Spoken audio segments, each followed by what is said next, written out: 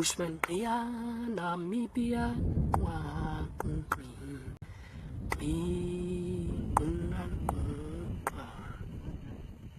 Sanibonani Mzansi. Welcome back to Mzansikin, the channel where history isn't dusty, it's juicy. Today we're rolling back the clock, way before Van Riebeeck rocked up with his Dutch GPS in 1652. Let's talk about what life was really like in South Africa before colonizers started renaming everything like it was their Wi-Fi hotspot. Okay, picture this. It's South Africa but without malls, taxis, or KFC drive-thrus. Instead, we've got open landscapes, wildlife everywhere, and people who already had rich cultures, rules, and vibes. Back then, the land was home to the San, hunter-gatherers, the Khoikhoi, pastoralists divided by herders, and later the Bantu-speaking peoples, farmers and ironworkers. These weren't just random groups chilling. They had lifestyles, skills, and even some drama worthy of Shaka Ilembe, the prequel. Okay, now let's talk about the San OG hunters of SA. The San, aka the Bushmen, were the original influencers of survival. Forget Instagram, these people were trending in hunting and gathering. They knew every plant, every footprint, every waterhole. Their rock art wasn't just doodles. It was like their Twitter feed, updating the squad about animals, rituals, and even spiritual vibes. Did you know that these men would track a kudu for 3 days straight? Amazing, right? Okay, let's enter the Khoikhoi, the OG farmers with style. Yeah. If the San were minimalists, the Khoikhoi were the soft life crew. They had herds of cattle, goats, and sheep. And listen, cattle were not just braai material. Nope. Cattle were currency, status, and even part of marriage negotiations. Names to drop? Leaders like Ot Shumato, one of the first Khoikhoi chiefs to trade with Europeans when they later arrived. This man was basically the Elon Musk of Table Bay, brokering deals like a hustler. They had unique cliques in their language, which are still heard today in Xhosa and Nama. Imagine pulling up to the homestead and saying, "Gai Tess" instead of "How's it?" That's drip. And mind you, there was no official South African currency yet. Moving on, there were also the Bantu-speaking people. These were the farmers, ironworkers, and kingdom builders of that time.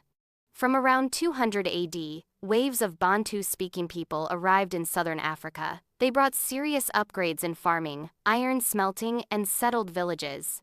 This was like switching from a Nokia 3310 to an iPhone. They grew sorghum, millet, and later maize when it arrived. They built cattle kraals, homesteads, and had chiefs and councils keeping order. But where did they come from?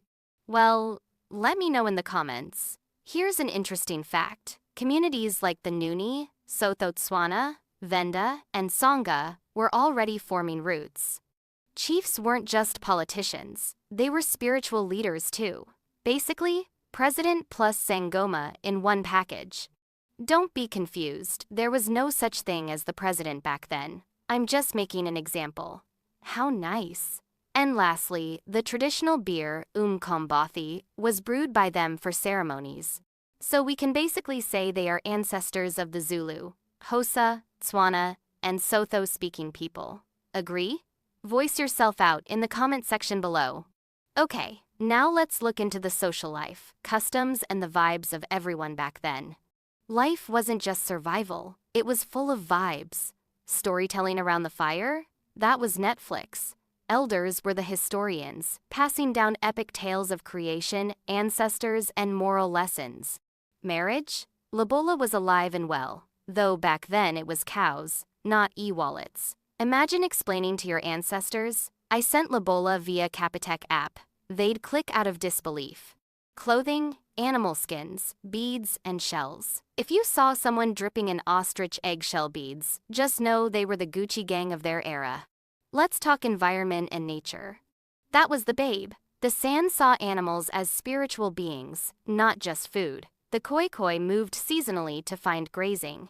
The Bantu-speaking farmers built homesteads near rivers.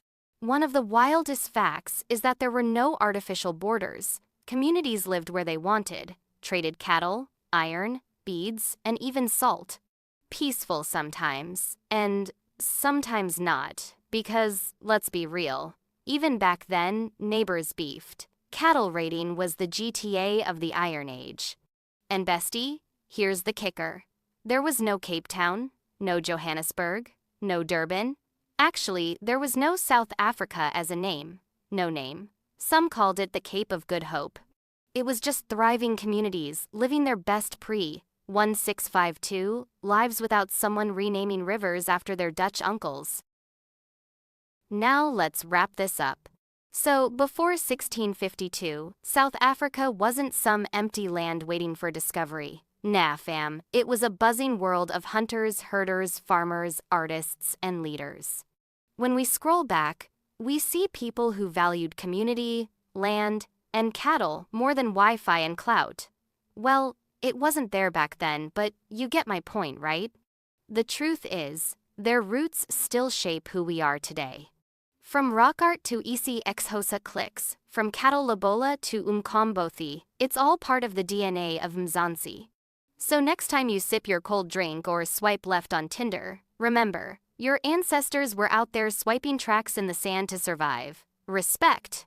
This was Mzansikin bringing you the real story, with jokes on the side. Don't forget to like, subscribe, and share, because history is better when we laugh and learn together. Sharp, sharp. See you in the next one. Bye. Yeah, yeah.